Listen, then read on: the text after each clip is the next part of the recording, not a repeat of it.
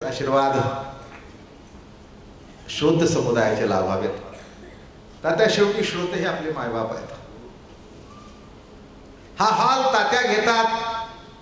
आम्ही येतो, प्रवचन करतो, पण पुढचं जर रिकामा असेल तर काय करावं, नाही का? तुम्ही रोज येता, ही मंडळी कार्यक्रम ठरवतात, आम्ही आवडीने प्रेमाने येतो, अगदी निष्ठेने येतो. ती अशी निसटणारी निष्ठा नाही, परिपक्व निष्ठा आहे. एकमेकाचं प्रेम सुद्धा अतूट आहे. त्या प्रेमामध्ये कुठे खंड. मला वाटतं या गणपती ट्रस्टतर्फे अनेक कार्यक्रम बदलले, पण ज्या कार्यक्रमात गेल्या 16 वर्ष जो बदल झाला नाही तो म्हणजे बाबा महाराजाचा कार्यक्रम. हे काही मोठे पण सांगत नाही बरं का, ही कृपा सांगतोय. तुम्हाला वाटत असेल बाबा महाराज मोठे, बिलकुल नाही, बिलकुल नाही. ही गणपतीची कृपा आहे, पांडुरंगाची कृपा आहे की त्याला वाटतं की बाबा महाराजांनी कार्यक्रम, आणि त्याला जिथपर्यंत वाटतंय तिथपर्यंत हे कार्यक्रम चालू राहणार. त्यालाच वाटलं चला बाबा महाराज आता रिटायर व्हा, बरोबर.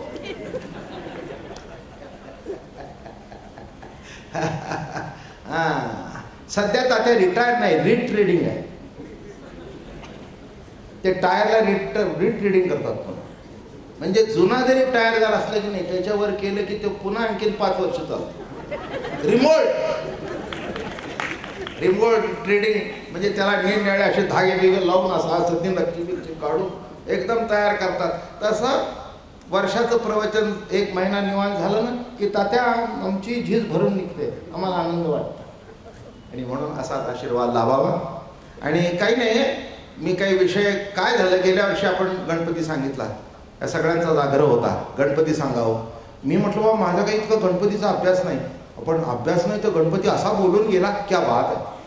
अहो मी सुद्धा थक्क झालो की इतकं गणपती. आणि आता मी ठरवलंय की राहिलेलं कृष्णचरित्र सांगायचं. कृष्णचरित्र राहिलेलं सांगायचं आहे.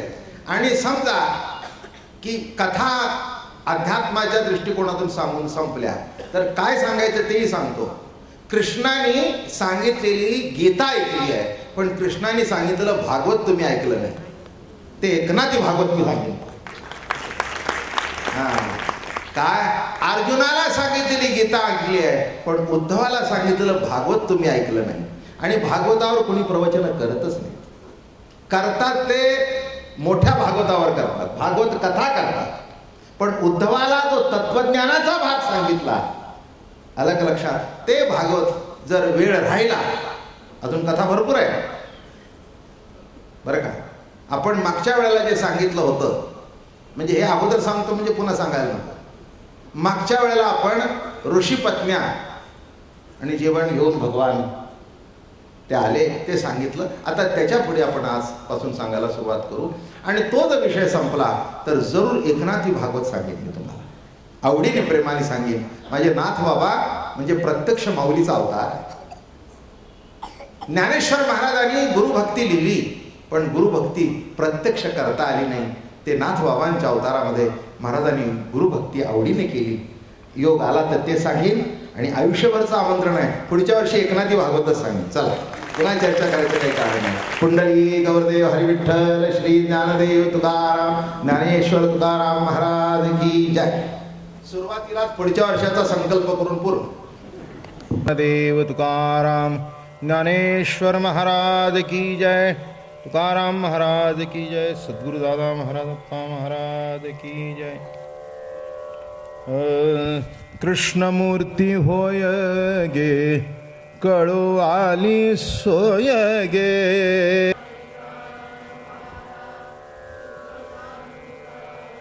तुळशी माळा गळा गे, कस्तुरीचा टिळा गे.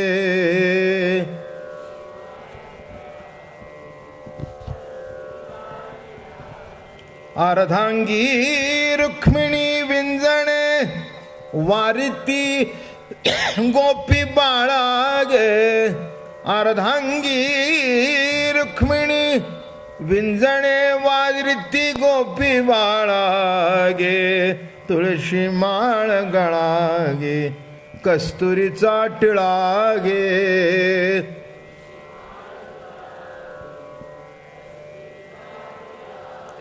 पितांबराची कास गे कसेली सावकाश गे.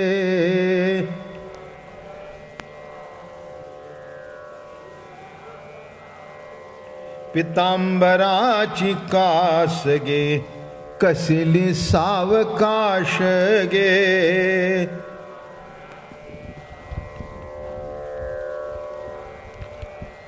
नारद तुंबर गायन करती, नारद तुंबर गायन करती, पुढे निजदास गे. तुळशी माळ गळा गे कस्तुरीचा टिळा गे.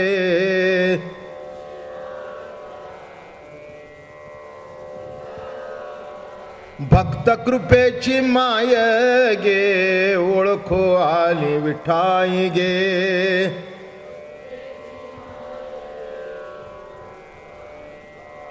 भक्त कृपेची माय गे ओळखो आली विठाई गे. एका जनार्दनी विठ्ठल, एका जनार्दनी विठ्ठल जोडिले पाय गे. तुळशी माळ गळा गे कस्तुरीचा टिळा गे.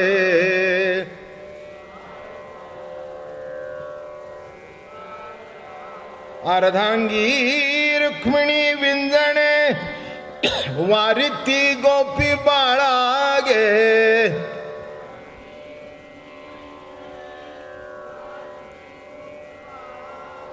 तुळशी माळा गळा गे कस्तुरीचा टिळा गे.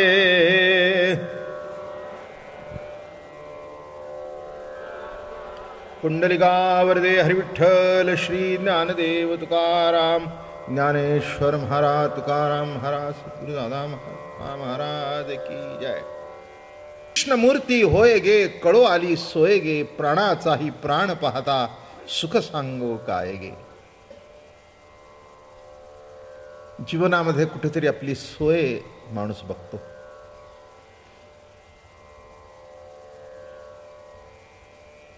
बसताना सोय, उठताना सोय, जेवताना सोय, खाताना सोय, प्रवासात सोय, गैरसोय होऊ नये म्हणून सोय. बरं का, प्रत्येक गोष्टीमध्ये माणसाला आपली सोय कशी लागेल याची काळजी असते. काही चुकलं नाही. परमार्थ करत असताना सुद्धा तो आपल्या सुखाची सोय बघतो. आणि ही मोठी सोय आहे. राहण्याची सोय होईल, झोपण्याकरता 10 लाखाचा पलंग मिळेल, पण झोपेची जर सोय नसेल, झोपायची आहे. काय म्हटलं मी? झोपायची आहे, पण झोप जर जागली नाही तर सोय नाही तर गैरसोय. तसं परमार्थामध्ये 10 अवतार झाले. मत्स्य कूर्म वराह नरसिंह परशुराम राम आणि कृष्ण. पण कृष्ण अवतारामध्ये सर्वसामान्य माणसाला असं वाटलं की आता आपली सोय झाली. आणि हे महत्वाचं आहे बरं का. इथे बसण्याची सोय आहे, ऐकण्याची सोय आहे, आणि कळतंय ही सोय आहे.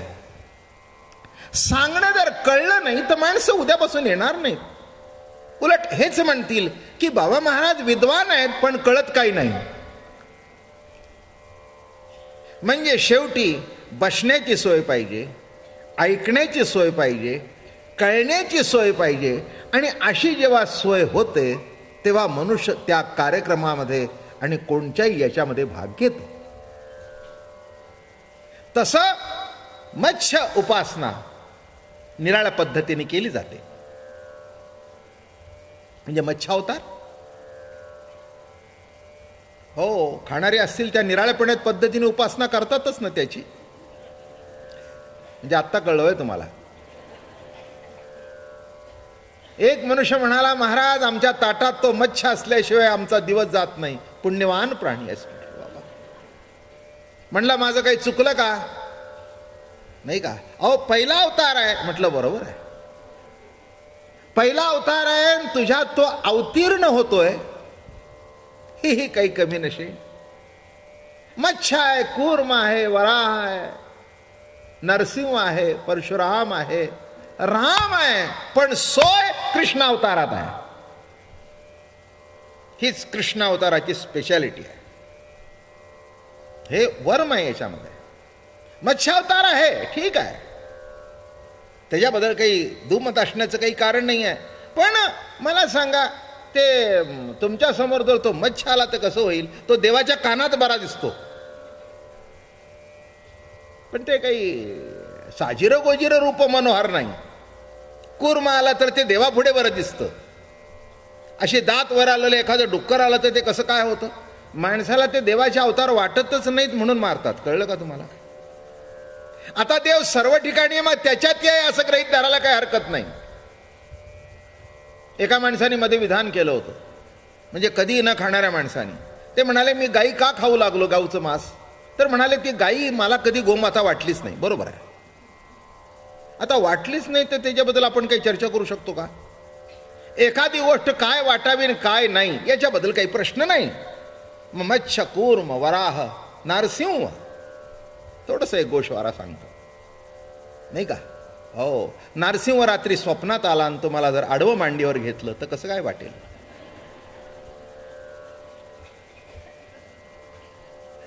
नाही, पुणेकर म्हणून काही स्पेअर करणार नाही तुम्हाला तो. तुम्ही तर सांगितलं, बाबा अरे आम्ही पुणेकर आहोत, तो म्हणेल मला माहित नाही, माझा अवतार पाहिजे ना. हो आडवा. अवघडच आहे एकंदर. काय नरसिंह अवतार खरा, पण साजिरे गोजिरे रूप मनोहर नाही. नाही नाही. वामन अवतार, आता तो बुटका. पुष्कळशी मुलं नापास केली जातात किंवा पुष्कळशा मुली नापास केल्या जातात, त्या बुटक्या आहेत म्हणून. काय फारच बुटकी आहे बा, फारच बुटका आहे बा.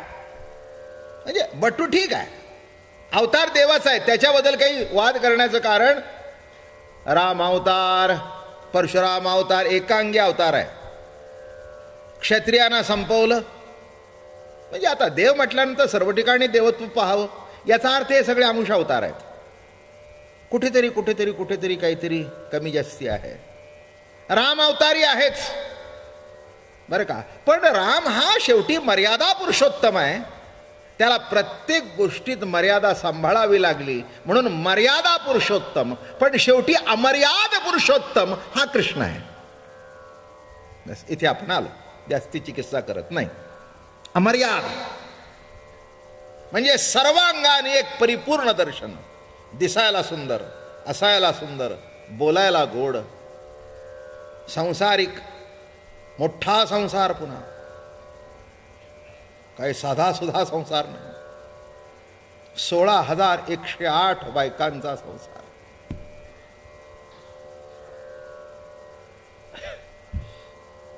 गंमत म्हणून ऐकायचं. एकाने मला विचारलं, बाबा महाराज हे 16,108 बायका कशा असू शकतात? म्हटलं लौकिक उत्तर देऊ का?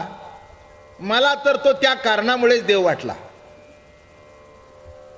हे मागे सांगितलं होतं मी तुम्हाला की आपल्याला साधी एक बायको सांभाळता येत नाही आणि जो 16,108 सांगतो, इथे देव मानायला पाहिजे की नाही? काय अशोकराव, अहो एक सांभाळणं किती अवघड आहे जीवनामध्ये. काय इतकी साधी गोष्ट आहे का? तिने 2 साड्या मागितल्या तर आपल्या कपाळाला आट्या उठतात. एक घेऊन दिली परवाना आत्ता, पुन्हा मग 16,108. वाटलं मला म्हणाला अजून दुसरं काही उत्तर आहे का? 16,108 बायका कशा असू शकतात? म्हटलं का तुला सुद्धा असू शकतात? मला म्हणाला बाबा महाराज काहीतरी सांगू नका. म्हटलं तू केला नसशील, पण आतापर्यंत 16,108 तुझ्या मनात नाही का आल्या?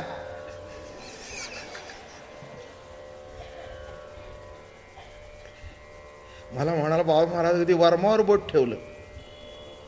सांग की म्हटलं, लहानपणापासूनची यादी काढ. तो देव असल्या कारणाने 16,108 केल्या, पण तुझ्या मनात 16,108 आल्या नाहीत का? बेरीज केली असेल तर कदाचित आणखीन 1700 पूर्ण झाला असता, 17,000 आकडा. तेव्हा ह्या चर्चा करण्यापेक्षा त्याचं विशेषत्व, त्याचं देवत्व, अमर्याद पुरुषोत्तम, बरं का, उत्कृष्ट प्रवचनकार, राम अवतारामध्ये योग वाशिष्ठ ऐकला आणि कृष्ण अवतारामध्ये गीता सांगितली आणि भागवती सांगितलं, एकादश स्कंद, आणि असा अलौकिक अवतार. आणि एक लक्षात ठेवा, कृष्णाला सोडून सर्व लोक परलोका करता जगतात. थोडासा विषय मांडतो. मग तो कोणी असू दे, मोक्षाकरता जगतो, जगण्याकरता जगत नाही, आहे त्या जीवनातला आनंद भोगत नाही. इथे जे काही करतो ते वर जाण्याकरता, परमार्थ कशा करता, नाही का, परमार्थ कशा करता, जप तप ध्यान कशा करता, इथल्या लोका करता का परलोका करता? नाही म्हणाला, मेल्यानंतर सद्गती मिळाली पाहिजे. आपली सुद्धा माणसं मेल्यानंतर प्रार्थना करतात, त्यांच्या मृतात्म्याला शांती मिळो. गुरुजी मला नाही कळलं बरं का, प्रवचन झालं समजून सांगा. नाही म्हणजे मृतात्मा हा शब्द मला अजून कळला नाही. आत्मा जर नित्य आहे, अखंड आहे, अविनाशी आहे, तर तो कोणत्याही परिस्थितीत अविनाशीच आहे ना. मृतात्मा कसा? आणि आत्मा जर मृत झाला तर शांती मिळण्याचा प्रश्नच नाही. शांती आपोआपच आहे की, कारण का, मृत झाला. म्हणून काही काही शब्द आम्ही परंपरेने वापरतो, याच्यापेक्षा दुसरं काही त्याच्यामध्ये तथ्य असं मला तरी वाटत नाही. आता आणखीन कोणाला काय वाटत असेल तर वाटत असेल. त्यांच्या मृत आत्म्याला शांती मिळो. अरे काय मृत आत्म्याला शांती मिळो? एक लक्षात ठेवा, आत्मा शांतच असतो, अशांत असतो ते आम्ही. आमचा मीपणा, आमचा अहंकार आमच्या आड येतो आणि आमच्यामध्ये अशांतता निर्माण होते. आत्मा आहे तो कधी गडबड करतच नाही. बघा, आत्मा आहे तिथेच आहे, आलं का लक्षात? आहे तिथेच आहे, त्याच्यात कधी गडबड नाही. गडबड आमच्या मानसिक अवस्थेत आहे, मनामध्ये गडबड आहे, बुद्धीमध्ये गडबड आहे, मनामध्ये चंचलत्व आहे, बुद्धीमध्ये ग्राह्य त्याज्य, होय नाही, असावं नसावं, ही गडबड चालू आहे. बाकी आत्मसत्ता आहे तिथे आहे, तिच्यात काही गडबड करायचं काही कारण. म्हणून लक्षात ठेवा, माणसं जी खटपट करतायत, कृष्णाने काय केलं लक्षात आलं का तुम्हाला? इथलं जीवन परिपूर्णतेने भोगलं. हे बघा, माणसांना असं वाटतं इथलं जगणं दुःखदायक आहे. हे विचारसरणी आहे परमार्थातली, अध्यात्मातली. संसार दुःख मूळ चौकडे इंगळ आम्ही म्हणतो. संसारात दुःखाचं मूळ आहे आणि या दुःखाच्या मुळातून बाहेर पडण्याकरता परलोक, आम्हाला मुक्ती मिळावी, आम्हाला मोक्ष मिळावा, आम्हाला वैकुंठात जाता यावं. आता कोण वरून गेलेलं खाली आलेलं नाही. अमेरिकेला जाऊन आलेले आता लाखो माणसं आहेत. दर महिन्याला जाऊन येणारी आणखीन लाख भेटतील. पण वैकुंठाला जाऊन कोणी खाली आलेला मला तरी भेटलेला नाही, किंवा एखादा कैलासाला जाऊन आलेलाही भेटलेला नाही, किंवा एखादा स्वर्गवासी झालेला पुन्हा इथे आलेला भेटला नाही. लक्षात ठेवा, माणसाने गृहीत धरलं हे सगळं दुःखरूप आहे, याच्यातून बाहेर पडलं पाहिजे. एक लक्षात घ्या, सुख दुःखाच्या कल्पना इंडिव्हिज्युअल आहेत. तुम्हाला त्रास देऊन मला दुःख वाटतं, सुख होतं, तुम्हाला दुःख होतं. लहानपणी बघा ना, आपण वर्गामध्ये पुढच्या पोराला चिमटा काढायचा, तसे इथे कुणी नसतील. किंवा एखादी पोरगी, मुलगी त्या पुढच्याला बसला, हळू चिमटा काढायचा. ते म्हणजे चिमटा काढणारा हसतंय आणि ज्याला चिमटा काढलं ते दुखतंय. एकच कृती एकाला सुख देते, एकाला दुःख देते. माझं बोलणं कळलं? आपल्या घरामध्ये एकाला प्रमोशन मिळालं, दुसऱ्याला दुःख झालं. का म्हणले? तुमच्या घरामध्ये ते तुमच्या ह्यांना प्रमोशन मिळालं. चालायचं हो, मिळतंच. प्रमोशन काही कुणाला मिळत नाहीत का?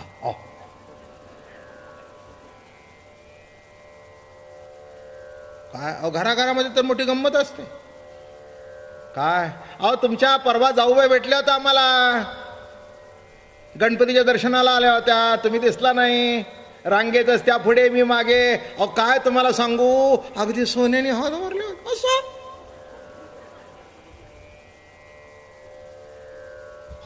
म्हणजे तिच्या नवऱ्याने तिला सोन्याच्या बांगड्या केल्या, हे सौते निघून 15 वर्ष झाली, आता तुझ्या पोटात दुखायचं काही कारण आहे का? तिने बांगड्या घातल्या, तिला सुख मिळालं, याला दुःख मिळालं. एकच कृती एकाला सुख देते, एकाला दुःख देते. तेव्हा तुम्ही ठरवा सुख काय दुःख काय ते. जास्ती विषय मला सांगायचा नाही. माणसाला मुक्ती एवढ्या करता पाहिजे असते की या दुःखातून मुक्ती मिळावी. मुक्तीच्या मागे का? जे सर्वजण म्हणतात आम्हाला मुक्त व्हायचंय, आम्हाला मुक्त व्हायचंय. अरे मुक्त कशा करता व्हायचंय? कृष्ण इथे मुक्ती बिक्तीच्या मागे लागलेला नाही आहे. तो आनंद भोगतोय, मस्तपैकी आनंद भोगतोय. लक्षात ठेवा, राम अवतारामध्ये कधी खेळ आला नाही, सगळे खेळ कृष्ण अवतारात आलेत. शब्द कळला तुम्हाला? हे बघा, रामायणामध्ये बालकांड आहे आणि कृष्ण चरित्रामध्ये बाळ क्रीडा आहे.